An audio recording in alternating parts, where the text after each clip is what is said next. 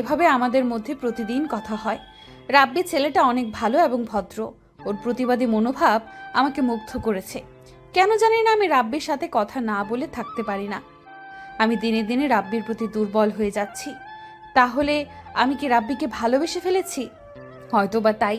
কাল আমি রাব্বিকে আমার মনের কথা সব খুলে বলবো। অতঃপর আমি রাব্বিকে ফোন দিলাম। হ্যালো রাব্বি। হ্যাঁ বলুন। কি করো এখন? এই তো শুয়ে আছি। কালকে কি তুমি আমার সাথে দেখা করতে পারবে? কেন? তোমার সাথে আমার কিছু কথা আছে। আচ্ছা ঠিক আছে, কোথায় দেখা করতে হবে বলুন। বিকেল 4টায় কলেজের সামনে আমি তোমার জন্য অপেক্ষা করব। তুমি সময় মতো চলে আসো, কেমন? ঠিক আছে। এই বলে আমি ফোন রেখে দিলাম। তারপরের দিন কলেজের সামনে গিয়ে দেখি শ্যামা আমার জন্য অপেক্ষা করছে। আজকে শ্যামাকে অনেক সুন্দর লাগছে। আমি সামনে যেতেই শ্যামা বলে উঠল, চলো আমরা ওই টুলটার উপরে গিয়ে বসি। অতঃপর আমি আর শ্যামা একটা টুলের ওপর গিয়ে বসলাম। এখন কি বলবেন বলুন। জানো রাব্বি, আমি তোমার সাথে কথা না বলে এক মুহূর্তও থাকতে পারি না। প্রতিটা মুহূর্ত তোমাকে আমার মনে পড়ে। তোমার সততা এবং প্রতিবাদী মনোভাব আমাকে মুগ্ধ করেছে। তাই আমি ঠিক করেছি আমি তোমাকে চিরদিনের জন্য পেতে চাই। মানে আমি আপনার কথা কিছুই বুঝতে পারছি না। মানে আমি তোমাকে ভালোবাসি। আমি তোমাকে ছাড়া বাঁচবো না। প্লিজ আমাকে ফিরিয়ে দিও না। এই বলে আমি রাব্বির হাত চেপে ধরলাম। প্লিজ আমার হাত ছাড়ুন। এসব কি বলছেন আপনি? আপনার মাথা খারাপ হয়ে গেছে। আমি আপনাকে শুধু একজন বন্ধু ভাবি, এর থেকে আর বেশি কিছুই না। এটা কখনোই সম্ভব না। কেন সম্ভব নয়? আমি দেখতে এতটাই খারাপ? আমার টাকা পয়সার কোনো অভাব নেই। আমার সব কিছু আছে। আমি সেটা বলিনি। আপনি কই আর আমি কই? আপনি কত বড় লোক আর আমি কত গরিব। এটা কখনোই সম্ভব না। আমি আপনাকে ভালোবাসতে পারবো না। আপনি আমাকে ভুলে যান। তুমি গরিব তাতে কি? আমার তো সব কিছু আছে। আমার টাকা পয়সা, ধন দৌলত, সম্পত্তি আমি তোমাকে সব কিছু দিয়ে দিব। শুধু তুমি আমায় একটু ভালোবাসো। দেখুন, আপনার আর আমার সম্পর্ক সমাজ কখনোই মেনে নেবে না। আর আপনি আমার থেকে 2 বছরের বড়। তুমি আর আমি মানলেই চলবে। আর আমার বাবা মা নেই। প্লিজ আপনি একবার বোঝার চেষ্টা করুন। আবেগ দিয়ে জীবন চলে না, বাস্তবতা বড়ই কঠিন। এসব আপনি আবেগের বশে বলছেন। যখন আবেগ থাকবে না তখন বুঝতে পারবেন যে বাস্তবটা কতটা কঠিন। আমি এত কথা শুনতে কিংবা জানতে চাই না। আমি তোমাকে ভালোবাসি আর তোমাকে আমায় ভালোবাসতে হবে। এটাই আমার শেষ কথা। আর আমারও শেষ কথা শুনে রাখুন, আমি আপনাকে কখনোই ভালোবাসতে পারবো না। নিজের মতো কাউকে খুঁজে নিয়ে তাকেই বিয়ে করে নিন, এটাই আপনার জন্য ভালো হবে। আমি এই বলে যখন চলে আসতে যাব তখনই শ্যামা আমার হাত চেপে ধরলো। প্লিজ লক্ষ্মীটি, এরকম করে না। আমার কথা শোনো। ছোটবেলায় আমি আমার বাবা মাকে হারিয়েছি। আমি ঠিকমতো বাবা মার আদর ভালোবাসা পাইনি। আমি তোমার ভালোবাসা পেতে চাই। প্লিজ তুমি আমাকে ভালোবাসো। প্লিজ তুমি আমাকে তোমার ভালোবাসা ভিক্ষা দাও। আমি তোমাকে ছাড়া সম্পূর্ণ অচল। আমি রাব্বির পা ধরে এই কথাগুলো বললাম। এই আপনি কি করছেন? আমার পা ছাড়ুন প্লিজ, সবাই দেখছে তো। না, ছাড়বো না। আগে বলো ভালোবাসি। আচ্ছা আচ্ছা ঠিক আছে, আমি আপনার প্রস্তাবে রাজি। আমি খুশিতে আত্মহারা হয়ে রাব্বিকে আমার বুকে টেনে নিলাম। ঠিক তখনই রাব্বি বলে উঠল, এই আপনি কি করছেন? সবাই দেখছে তো। দেখুক সবাই। আমি আবারও রাব্বিকে আমার বুকে টেনে নিলাম। আজকে আমি রাব্বিকে বিয়ে করব। ঠিক তখনই রাব্বি বলে উঠল, এসব তুমি কি বলছো? এখনই বিয়ে করলে আমি তোমাকে খাওয়াবো কি? তোমাকে কোথায় রাখবো? সেটা তোমাকে চিন্তা করতে হবে না। আজ থেকে তুমি আমার বাসায় থাকবে। আমি তোমার পড়াশোনা ও ভরণ পোষণ বহন করব। কি? বিয়ের আগেই ঘর জামাই? না, আমি ঘর জামাই থাকতে চাই না। প্লিজ রাব্বি, আমি তোমাকে ছাড়া এক মুহূর্তও থাকতে পারি না। প্লিজ তুমি আর না করো না। তুমি তো আমার লক্ষ্মীটি, জান, কলিজা। এই বলে আমি রাব্বির ঠোঁটে চুমু দিলাম। উম্মুয়া, উম্মুয়া। অতঃপর আমি শ্যামার অনেক জোরাজুরিতে শ্যামাকে বিয়ে করলাম। বাসর রাতে আমি রাব্বির জন্য অপেক্ষা করছি। কিছুক্ষণ পর রাব্বি চলে আসে। আমি বললাম, এতক্ষণ কোথায় ছিলে? আমি তোমার জন্য কতক্ষণ ধরে অপেক্ষা করছি। এই একটু বাইরে ছিলাম। আমার কাছে আসো তো একটু। অতঃপর আমি শ্যামার কথা মতো শ্যামার কাছে গেলাম। রাব্বি কাছে আসতেই আমি রাব্বিকে বিছানায় শুইয়ে দিলাম। কি হলো? তুমি আমাকে বিছানায় শুয়ে দিলে কেন? তোমাকে একটু আদর করব। এ কথা বলে আমি রাব্বির কপালে একটা চুমু দিলাম। তারপর আমি রাব্বির ঠোঁটে চুমু দিতে লাগলাম। উম্মুয়া, উম্মুয়া। এভাবেই আমাদের দিন চলতে থাকে। আমি এখন থেকে শ্যামার বাসাতেই থাকি। আমি কিছুদিন ধরে লক্ষ্য করছি আমার কলেজের একজন ম্যাডাম আমার দিকে কেমন দৃষ্টিতে যেন তাকায়, যেটা আমার কাছে মোটেই ভালো লাগে না। একদিন কলেজের সামনে দাঁড়িয়ে আছি, ঠিক সেই সময় সেই ম্যাডাম আমাকে বলল, রাব্বি, তুমি কোনো মেয়ের সাথে কথা বলো না কেন? এমনি। আমি তোমায় একটা কথা বলবো? হ্যাঁ বলেন। আমি না তোমাকে ভালোবাসি। এই বলে আমি রাব্বির হাত চেপে ধরলাম। আপনি কি আমার সাথে ফাজলামো করেন? একটা ছাত্রকে এসব কথা বলতে আপনার লজ্জা করে না? সি। ভালোবাসার কথা বলতে আবার লজ্জা কিসের? দেখুন, আপনি কিন্তু আমার সম্পর্কে কিছুই জানেন না। জানার প্রয়োজন বলে মনে করলাম না। এখন বলো, তুমি আমাকে ভালোবাসবে কি না? বাসবো না, কি করবেন? ঠিক আছে, আমি তোমাকে পরে দেখে নিব। আমি আর কিছু না বলে সেখান থেকে বাসায় চলে আসি। বাসায় এসে ফ্রেশ হয়ে খাবার খেতে লাগলাম। ঠিক সেই সময় শ্যামা ফোন করলো। আমার কলিজাটা কি করে? এই তো খাবার খাচ্ছি, তুমি কি করো? আমিও খাবার খাচ্ছি। তোমাকে না দেখতে অনেক ইচ্ছে করছে।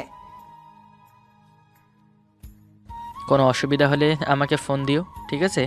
আচ্ছা জানু, এখন খাবার খাওয়া রাখছি, পরে ফোন দিব, ঠিক আছে?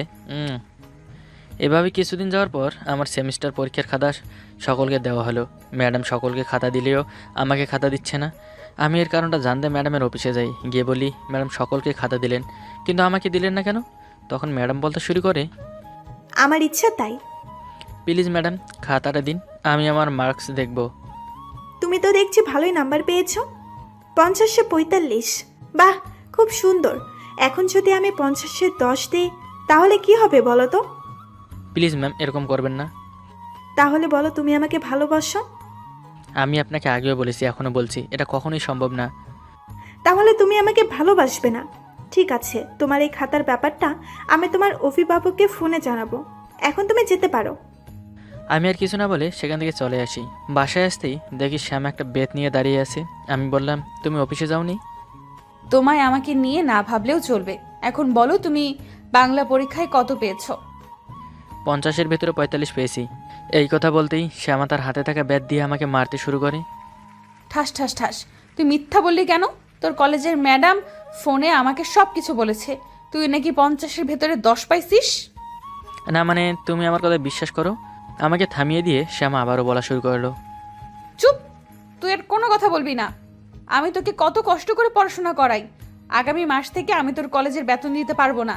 আগামী মাস থেকে তোর কলেজের বেতন তুই দিবি। আজকে তোর দুপুরে ও রাতের খাবার বন্ধ। আর আজ থেকে রাতে তুই নিচে ঘুমাবি। আমার সাথে ঘুমানোর তোর যোগ্যতা নেই। আর আজ থেকে তোর মোবাইল চালানো বন্ধ। পরবর্তী পরীক্ষায় যদি এরকম নাম্বার আসে তাহলে তোকে বাসা থেকেই বের করে দিব। এই কথা বলে শ্যামা রুমে চলে গেল। শ্যামার এরকম কথা শুনে আমার চোখ থেকে অজস্র অশ্রু ঝরে পড়ছে। কিছুক্ষণ পর আমিও রুমে চলে গেলাম। আমার খুব ক্ষুধা পেয়েছে, কিন্তু শ্যামা আমাকে খাবার খেতে নিষেধ করছে। না, ছেলেটাকে একটু বেশি বলে ফেলেছি। ছেলেটা এখনো না খেয়ে আছে। ছেলেটা অনেক কষ্ট পেয়েছে। আর কখনো ওর সাথে এরকম করব না। আমি এশার নামাজ পড়ে নিচে একটা বালিশ নিয়ে ঘুমিয়ে পড়লাম। তারপর হঠাৎ আমার মাথায় কারো হাতের স্পর্শ। আমার ঘুম ভেঙে গেল। দেখলাম শ্যামা আমার মাথায় হাত বুলিয়ে দিচ্ছে। কিছু বলবা? এখনো আমার উপর রাগ করে আছো? আরে না। তাহলে তুমি দুপুরে এবং রাতের খাবার না খেয়ে ঘুমিয়ে পড়েছো কেন? তুমি বলেছো তাই। আমি রাব্বির কপালে একটা চুমু দিয়ে বললাম, মুয়া, আমি বলেছি বলে না খেয়ে থাকতে হবে? আসো, খাবে চলো। না থাক। আরে আসো তো। আমি তো ওসব কথা রাগের মাথায় বলেছি, তুমি বোঝো না? এখন চলো, আমরা একসাথে খাবো। আমার খিদে নেই, তুমি খেয়ে ঘুমিয়ে পড়ো। দুপুরে তোমাকে মেরেছি বলে এখনো আমার উপর রাগ করে আছো, তাই না? কোথায় ব্যথা লাগছে দেখি, আমি ওখানে আদর করে দিচ্ছি। অতঃপর আমি রাব্বির বুকে একটা চুমু দিলাম। মুয়া। আচ্ছা যাও, আর কোনোদিন তোমার গায়ে হাত তুলবো না। এবার খেতে আসো। আপনি আমার বড়, আপনি আমাকে মারতেই পারেন। এবারের মতো আমাকে ক্ষমা করে দাও প্লিজ। রাব্বিকে অনেক জোরাজোরি করলাম, কিন্তু রাব্বি কিছুতেই খেতে রাজি হলো না। অতঃপর রাব্বি না খেয়েই ঘুমিয়ে পড়লো। তারপরের দিন কিছু না খেয়েই কলেজে আসলাম। কলেজ শেষে বাসা ফিরলাম। বাসায় এসে শ্যামার সাথে একসাথে দুপুরে খাবার খেলাম। আমি বললাম, আমি একটা পেপারের দোকানে কাজ পেয়েছি। সকাল 6টা বাজে পেপার দিব এবং সকাল 9টায় কলেজের উদ্দেশ্যে বাসা থেকে রওনা দিব। মাসে বেতন 1500 টাকা। এই টাকা দিয়ে আমি কলেজের বেতন দিব। তুমি এখনো আমার উপর রাগ করে আছো? আমি তো তোমাকে ওসব রাগের মাথায় বলেছি। তোমার পেপারের দোকানে কাজ করা লাগবে না। তোমার কলেজের বেতন আমি দেব। আমি বললাম, প্রয়োজন নেই, এই বলে আমি খাবার টেবিল থেকে উঠে রুমে চলে গেলাম। তারপরের দিন আমার একটা বই কেনার প্রয়োজন হলো, কিন্তু আমার কাছে বই কেনার মতো পর্যাপ্ত পরিমাণ টাকা ছিল না। এতে আমি অনেকটাই ভেঙে পড়ি। আমি মনমরা হয়ে ঘরে বসে কাঁদতে লাগলাম। ঠিক সে সময় শ্যামা আমার ঘরে এসে আমাকে কান্না করতে দেখে আমি তাড়াতাড়ি চোখের জল মুছে ফেললাম। তারপর বলতে লাগলাম, তুমি এখনো খাওনি? আগে বলো তুমি কান্না করছিলে কেন? কই আমি কান্না করছিলাম? তুমি মনে হয় ভুল দেখেছো। আমি ভুল দেখিনি, তুমি সত্যি করে বলো কান্না করছিলে কেন? তুমি তাড়াতাড়ি গিয়ে খেয়ে নাও। আগে বলো কান্না করছিলে কেন, না হলে আমি কিছুই খাবো না। আসলে আমার একটা বই কেনার প্রয়োজন, কিন্তু আমার কাছে টাকা নেই, সেজন্য কান্না করছিলাম। ও এই ব্যাপার, তোমার বই কেনা প্রয়োজন, তা আমাকে বললেই তো পারতে। এত কান্না করার দরকার কি আছে? এত কান্না করার কি আছে? আমি কালকে তোমার বই কিনে দেব, ঠিক আছে? এবার খুশি? এবার একটা হাসি দাও তো। এই তো লক্ষ্মী ছেলে। অতপর তারপরের দিন শ্যামা আমাকে বই কিনে দিল। এভাবে কিছুদিন চলতে থাকে। আবারও ম্যাডাম আমার পরীক্ষার খাতা আমাকে দিলেন না। তারপর আমি অফিস রুমে গেলাম আমি আমার খাতা নিতে। আবারও সেই আমার খাতার নাম্বার কমিয়ে দিলেন। খাতা নিয়ে যখন বাসায় ফিরছিলাম তখন মনে মনে ভাবলাম, আজকে আমাকে সত্যি সত্যি শ্যামা বাসা থেকে বের করে দিবে। বাসায় এসে দেখি শ্যামা ঘরে বসে টিভি দেখছে। আমি ঘরে ঢুকতেই সে বলল, দেখি বাংলা পরীক্ষায় কত পেয়েছো? সে একই নাম্বার পেয়েছো? কাল তুমি সকালে এই বাড়ি ছেড়ে চলে যাবে। সকালে আমি যেন তোমার মুখ না দেখতে পাই। আমার কথা শোনো। আমাকে থামিয়ে দিয়ে শ্যামা আমার বলতে শুরু করলো, চুপ, তুমি কোনো কথা বলবে না। তুমি এখনই আমার চোখের সামনে থেকে চলে যাও। আমি আর কিছু না বলে আমি আমার রুমে চলে গেলাম। রুমে এসে আমি কাপড় চোপড় গোছগাছ করতে লাগলাম, কারণ আমাকে সকাল সকাল বাড়ি ছেড়ে চলে যেতে হবে।